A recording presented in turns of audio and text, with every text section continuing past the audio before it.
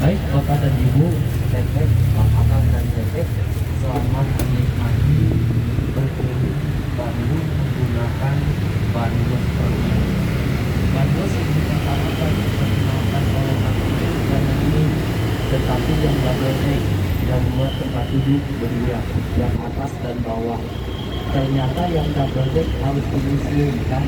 Kenapa? Karena masih banyak kabel-kabel di atas jalanan, sehingga mengkhawatirkan penumpang yang di atas takutnya dan berat ada di sini.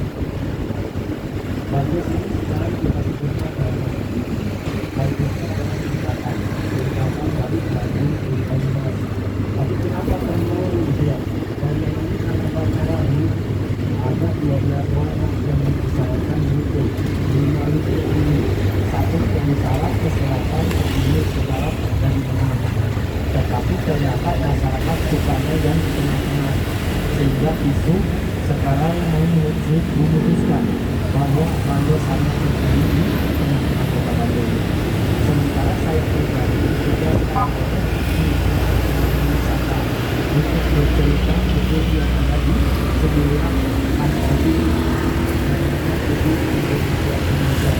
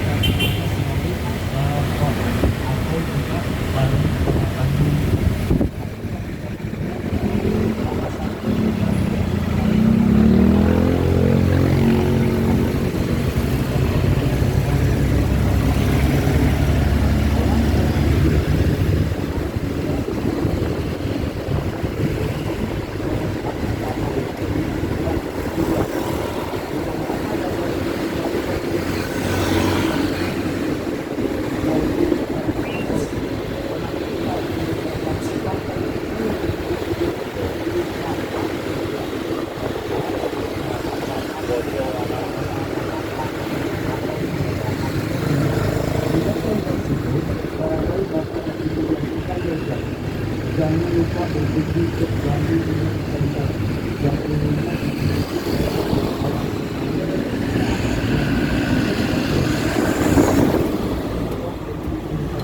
makanya ada di kawasan Bandung atau di kawasan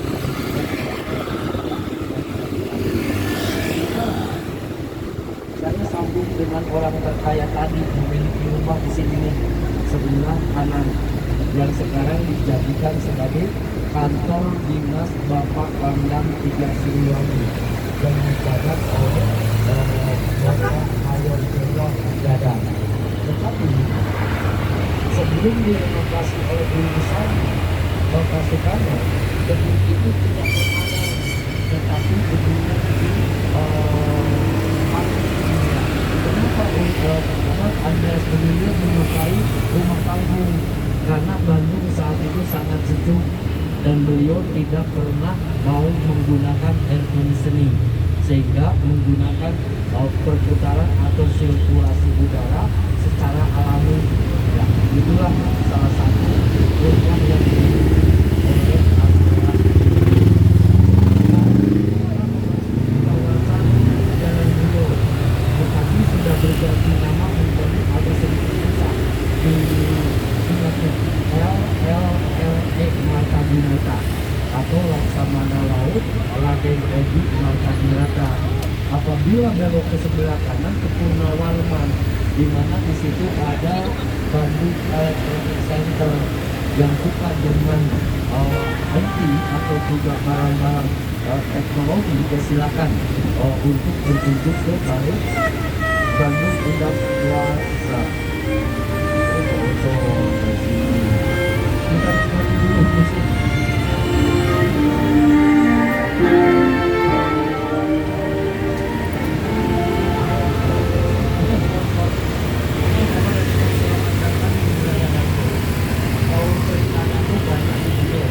Tetapi saya ingin berbagi bahasa Belanda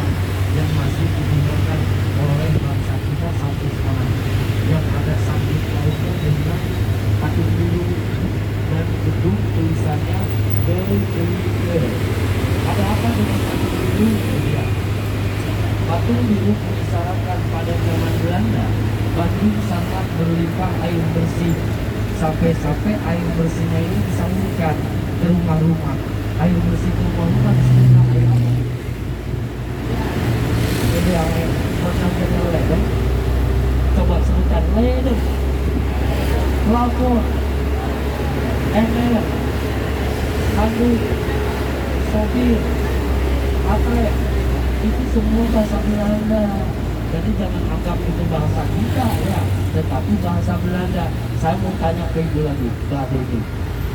Dek, kaos atas ini clearnya clear apa? Clearnya clear apa? Hitam. Saya tanya clear, jawabannya hitam. Tadi pada gedung tadi ada tulisan clear, jadi tiga warna, yaitu merah, putih, dan biru. Bendera Belanda, jadi disebutlah gedung clear. Tetapi saya menyebut jalan ini jalan 50.000 karena saya yakin teteh ini tidak tahu siapa pahlawan yang dibuat 50.000. Siapa pahlawannya? Siapa pahlawannya? Suka ngasih tapi nggak tahu pahlawannya ya. Pahlawannya, nama pahlawannya digunakan menjadi jalan ini. Jalan siapa? Insinyur Haji Juanda. Ya, tapi kenapa Daud mau bahas Juanda? Ya, Juanda kehebatannya mengalahkan Gatot-Kaca. Gatot-Kaca hanya melindungi satu kerajaan. Ternyata Bapak Juanda mampu melindungi 17.000 pulau yang ada di Indonesia. Kenapa Bapak melindungi? Kita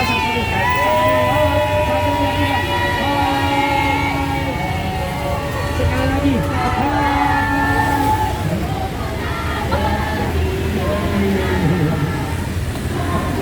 Mau kita nyanyi, tapi nyanyinya nanti lain. Yang saya maksud Bapak Juanda lebih hebat dari Gatot-Kaca. Kenapa? Karena ada deklarasi Juanda yang mengatakan bahwa seluruh kelautan dan pulau Indonesia dilindungi oleh yang namanya zona ekonomi eksklusif ya. Sampai-sampai Ibu Susi dari Pangandaran menyatakan apabila ada kapal dari luar negeri masuk Indonesia tanpa izin tenggelamkan saja. Itu ya, betul. Bahkan ada kapal dari luar negeri yang mencuri ikan ditenggelamkan, kapal yang ditarik ke Pangandaran dijadikan monumen zona ekonomi eksklusif ya. Oke, Bapak dan Ibu, sekarang beralih. Nah, ini kita memasuki ruas jalan yang bercerita mengenai perang terpendek paling sebentar yang terjadinya setelah maghrib sebelum isya. Perang apa itu? 1825 sampai 1830 di Ponorogo kan. Jadi terjadinya setelah maghrib sebelum isya 1825 sampai 1830. Itulah perang di Ponorogo. Tetapi pada tahun 1920 jalan ini menggunakan nama Ratu Belanda. Siapa beliau? Beliau bernama Wilhelmina. Maka disebutlah jalan ini sebagai kenapa betul? Karena di kawasan ini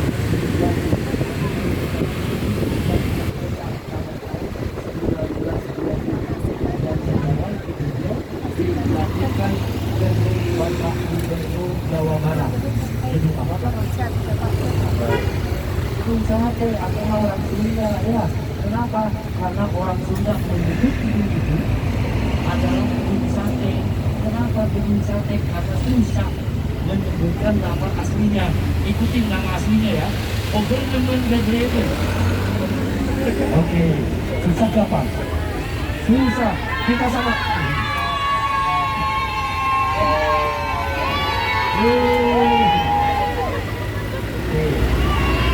Karena susah dan gak mau pusing, maka gedung ini disebut gedung sate. Kenapa mereka disebut gedung sate? Karena mereka memberikan namanya itu apa yang terlihat, apa yang terdengar. Yang terlihat yang ada di dalam gedung sate. Orang Belanda membuat ornamen itu sebagai informasi. Informasi apa? Informasi jumlah uang. Nih, perhatikan.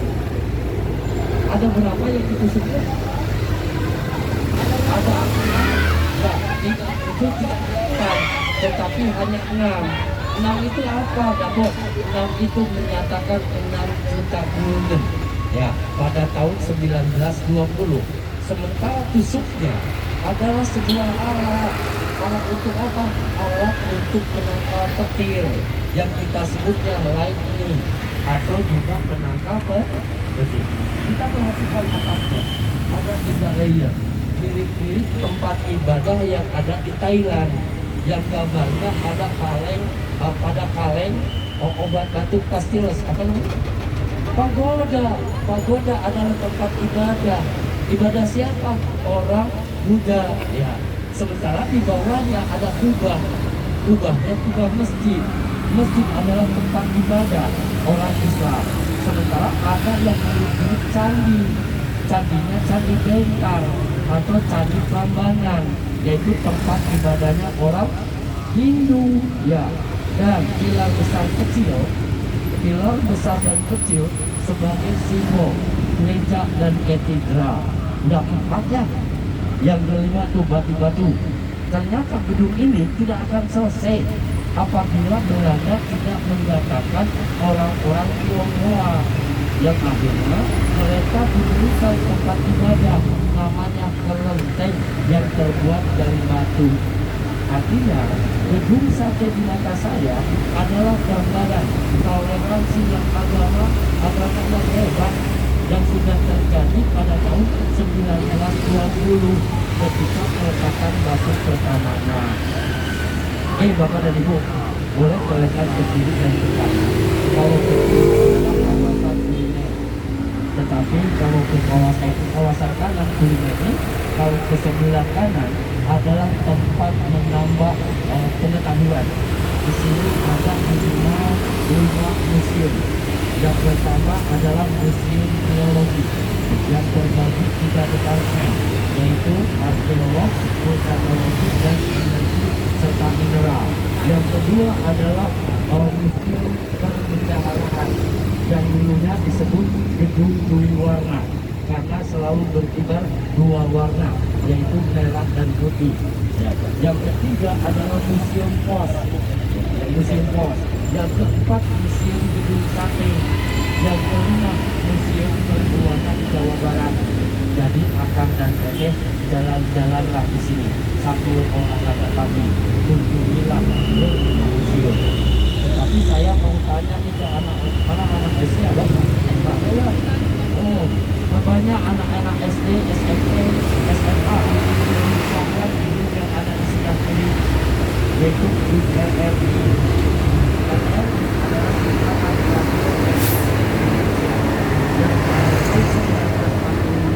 Adalah tempat di mana perkembangannya, yaitu pembacaan teks proklamasi. Akan katanya kita lihat monumen sebelah kanan. Monumen apa? Ada satu pautnya dengan nama-nama jalan di sini. Kita sekarang berada di kawasan Citarum. Ada Cimanuk, Cilunuk, Cilaki, Cisakun, Ciamu, ya. Di sini nama-nama sungai. Yang lain tadi menggambarkan kepala ikan, bahwa di sungai-sungai yang ada di Jawa Barat banyak hidup ikan-ikan. Bahkan sekarang ditambah dengan kawasan kulineri gitu ya. Tetapi ada sebuah ruas sungai yang menjadikan cikal bakal terang benderangnya Bandung. Ya, sungai apa Dapur? Bukan tempat ini yang menerangi kota Bandung gitu ya. Dan sekarang kawasan ini kita sebutnya Pasar Sogo, shopping sambil Cimogo gitu ya. Ya, shoppingnya sambil Joko gitu ya. Nah, itu salah satunya. Kita sambil simpang bakal benderang kota sungai yang ada di tengah-tengah kota Bandung, namanya Sungai Cikapundung, yang akhirnya Belanda memaksimalkan air yang ada di Bandung Utara menjadi PLTA pertama, namanya PLTA Dago Bengkok. Pada akhirnya gedung sebelah kanan tuh yang disebut Queen School yang dibangunnya 1916 mampu diterangi oleh listrik dari jalur PLTA Dago Bengkok. Sementara sebelah kanan ada sebuah gedung. Saya tidak akan bicara mengenai Istiqomah, tetapi sebuah monumen yang membuat Belanda terkagum-kagum bangga dengan monumen yang ada di sana. Monumen apa, Dagot? Monumen Nero. Karena pada saat itu tahun 1923 Belanda mampu melakukan komunikasi antara Bandung dan Den Haag. Kira-kira kan tahun 1923 Belanda komunikasi dengan Bandung menggunakan apa kan? Yang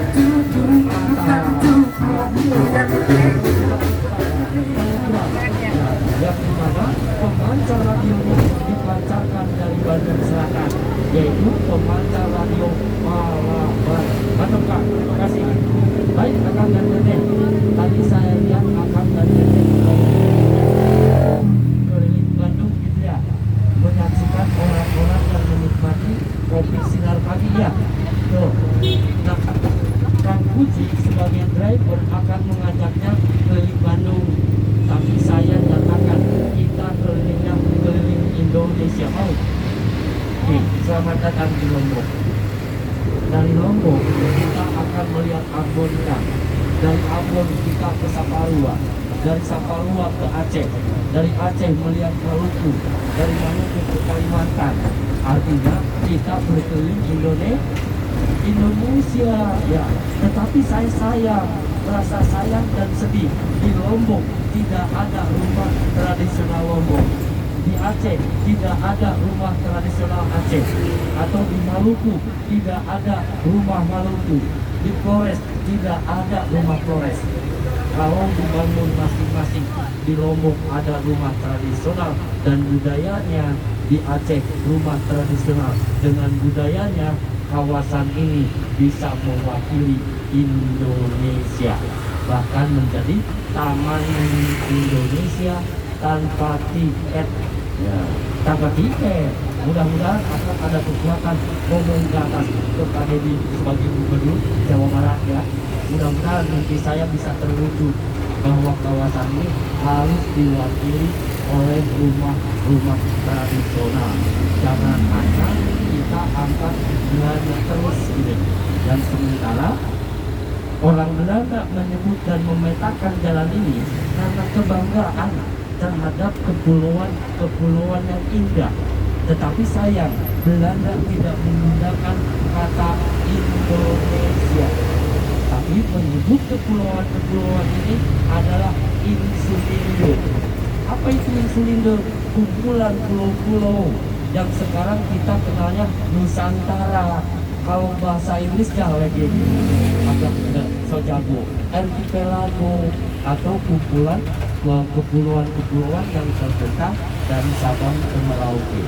Tetapi orang Bandung selalu diiming-imingi dengan hal-hal mistis, terutama menjadi urban legend, yaitu sebuah rumah namanya Rumah Kentang ya. Saya tidak begitu percaya dengan rumah kentang ada hantunya ya. Apalagi yang ini sekarang menjadi kafe. Tetapi yang saya percaya, gedung yang menjadi rumah kentang dulunya adalah dapur utama. Dapur utama untuk apa, Dapat? Untuk kegiatan di gedung sebelah kiri. Tolong baca apa tulisannya. Ya beres. Ya beres, Dapat. Ya, artinya tahunan. Beurs adalah bursa tahunan yang selalu diselenggarakan oleh orang Belanda saat itu. Yang terbesar di India Belanda adalah di sini yang kita sebut Jarbeurs. Jadi Jarbeurs lah yang mempromosikan keberadaan Pulau Jawa yang subur ya. Baik, dan sebelah kanan adalah Maluku atau Taman Maluku. Yang menakutkan nyata-nyata untuk saya adalah taman ini. Kenapa taman ini menakutkan, Dabot? Ada apa? Ada hantu? Ya, tapi hantunya berbeda, yaitu hantu jadi-jadian. Kalau siang hari namanya Gadang, kalau malam hari Besi, gitu ya. Ini yang tempatnya gitu ya, yang selalu berkeliaran sampai Pak Emin merevitalisasi menjadi kawasan yang terbebas dari hantu-hantu Mancala Putra, Mancala Putri, gitu ya. Baik, Bapak dan Ibu, silakan kalau tengok ke sebelah kiri. Ini ada sebuah gedung yang penjelasannya kalau di sekarang ya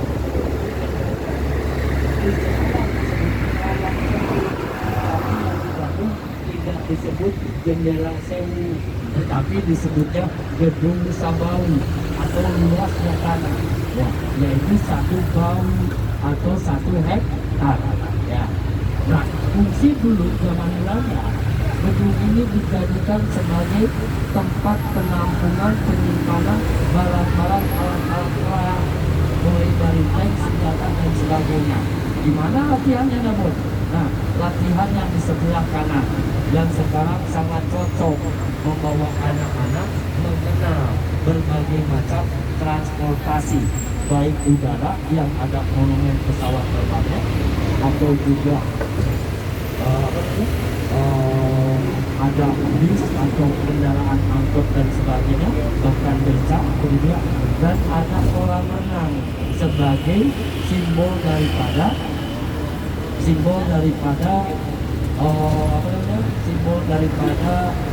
laut gitu ya. Jadi bisa mengenal berbagai macam transportasi. Sementara sebelah kiri ada sebuah sekolah, yaitu SMP Negeri 2 dan SMP Negeri 5. SMP Negeri 5 adalah tempat di mana Bapak Presiden ke-3 Indonesia bersekolah, bahkan menemukan cinta monyetnya di jalan ini. Kepada siapa cinta monyetnya? Ke Ibu Ainun. Di mana Ibu Ainunnya? Sekolah di SMP 2 gitu ya. Jadi tetanggaan sekolahnya. Bapak Habibie di SMP 5, Ibu Ainun di SMP 2. Cinta monyetnya di Sumatera atau Jalan Sumatera. Yang dilanjutkan, ya, cintanya itu di SMA. SMA-nya SMA mana, Dabot? SMA Lincun, yang sekarang kita kenalnya Semak Dago. Itulah tempat Bapak Habibie melanjutkan cinta monyet menjadi cinta sejati, ya, bahkan ketika kuliah di ITB. Baik, nah abang dan teteh, sebelah kanan ada sebuah gedung, ya. Gedung ini kita kenalnya sebagai Balak Keselamatan sekarang, tetapi pada zaman Belanda disebutnya Army Salvation, yaitu tempat bentar saya mau dalam akan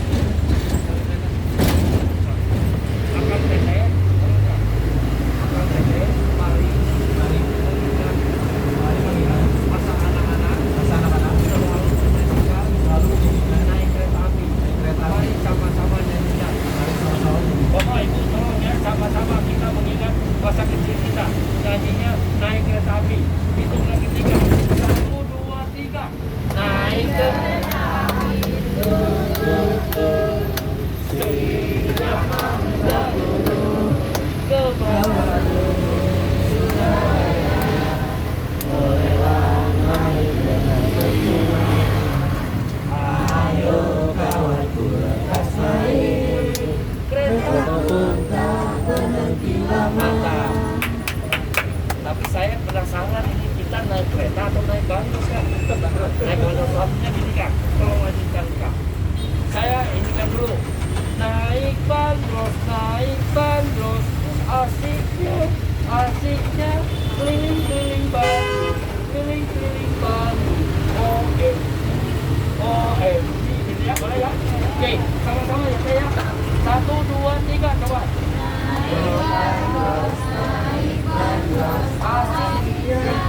Asiknya keliling-keliling Bandung, OMG. Nah, saya mau ada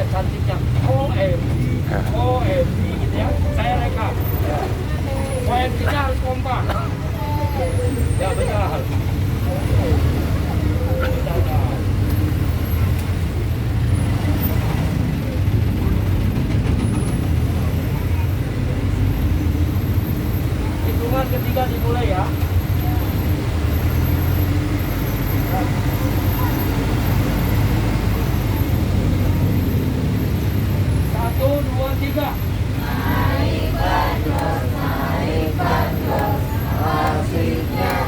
Asiknya keliling-keliling Bandung, keliling-keliling Bandung, OMG, OMG. Dan yang ini nggak ada OMG-nya. Jadi dari sini ke belakang nggak ada OMG-nya. Saya mau OMG, OMG ya. Semua kompak ya. Yang menggunakan nama etnis Tionghoa, namanya adalah Tan Long. Tapi dasar orang Sunda selalu nambah-nambahin huruf yang harusnya Tan Long jadi Tamblong gitu ya. Ada P-nya. Padahal beliau adalah orang yang hebat, yang berani menghibahkan kursi meja lemari untuk keperluan konferensi. Konferensi apa Dabon? Konferensi Asia Afrika.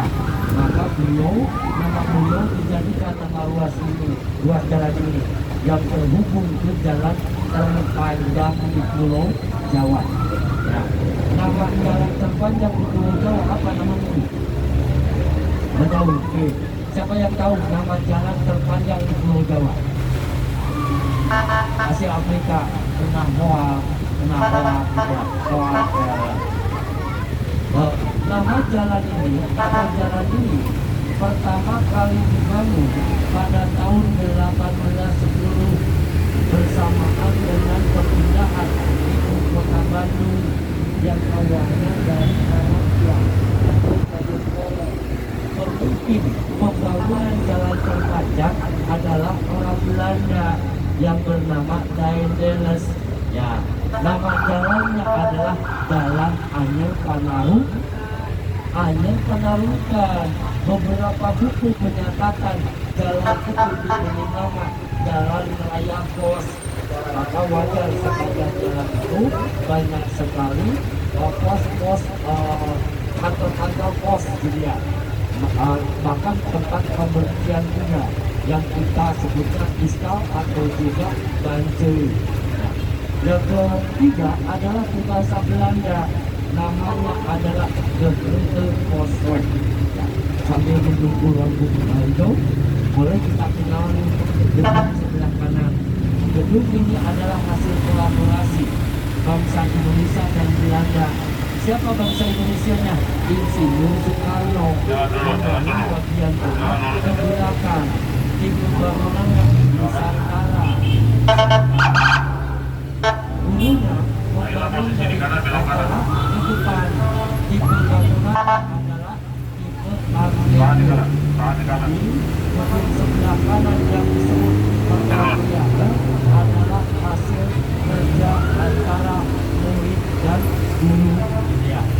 Yang pada tahun 1955 gedung ini dijadikan tempat menginapnya para delegasi. Delegasi apa? Delegasi Konferensi Asia Afrika.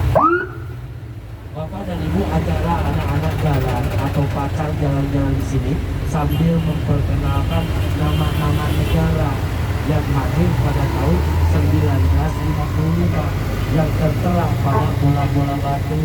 Ya, bola-bola batu kiri dan kanan bahkan dilengkapi oleh bendera-bendera. Ya, baik Bapak dan Ibu, tadi saya berbicara mengenai jalan terpanjang. Mana buktinya Dabon? Ini buktinya ada di sebelah kanan yang ada monumen stupnya, bahkan dijadikan 0 km. Tapi kenapa dijadikan 0 km? Karena Daendels dan Bapak Wiranatakusuma selepas menyeberang sungai Cikapundung, maka Daendels sampai di sana dengan Bapak Wiranatakusuma. Lalu beliau menancapkan tongkat di sana seraya berkata, apabila saya datang lagi ke tempat ini, sebuah kota sudah terbangun. Nah, dan alhamdulillah Bandung sudah membuktikan menjadi kota terbesar ketiga di Indonesia. Baik, hotel yang kedua adalah Savoy Roman yang pernah dimiliki oleh etnis Jerman. Namanya adalah Nyonya Homan. Maka disebutlah hotelnya sebagai Savoy Roman Hotel. Sementara di sebelah kanan Bapak dan Ibu ada sebuah gedung yang sekarang kita sebutnya Gedung Asia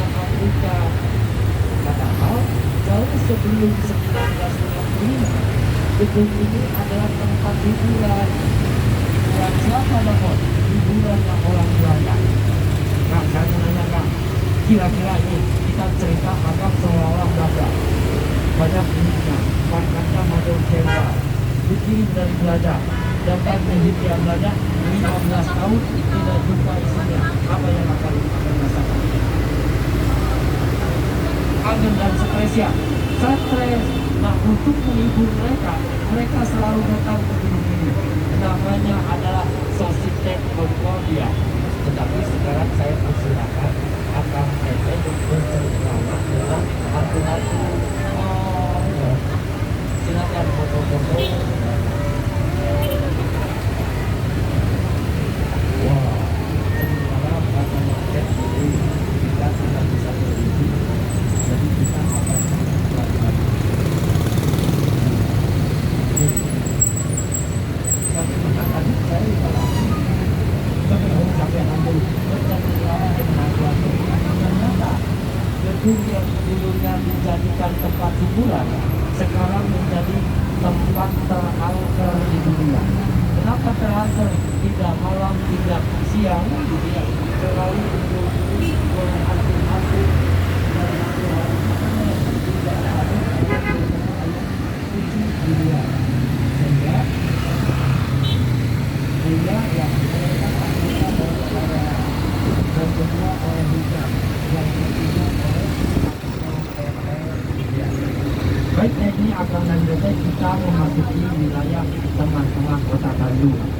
Orang-orang menyebutnya alun-alun Bandung. Tetapi saya ingin menyampaikan bahwa alun-alun di Pulau Jawa syaratnya yang sama. Harus ada 5 syarat. 1, harus ada kantor pemerintah. Kalau yang di sini adanya pendopo. Yang kedua, harus ada pasar. Nama pasarnya dulu adalah Pasar Ciburian. Nah, yang ketiga, harus ada masjid. Masjidnya Masjid Agung. Yang keempat, harus ada yang namanya lapangan, ya, atau juga kawasan terbuka, yaitu tempat di mana pemerintah menyampaikan program-programnya. Yang kelima, harus ada penjara. Di mana penjaranya dapat? Saya akan tunjukkan beberapa titik. Nah, di sebelah kanan ada gedung yang dibangun 1877.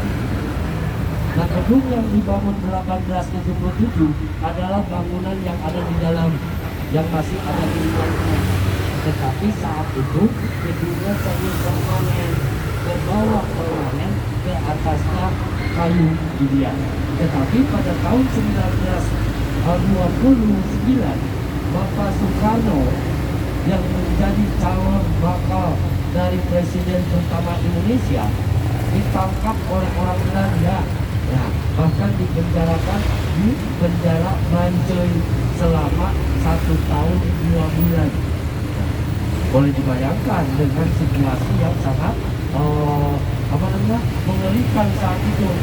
Kenapa mengerikan ya, Bos? Karena mengerikan, saya mau tanya dulu.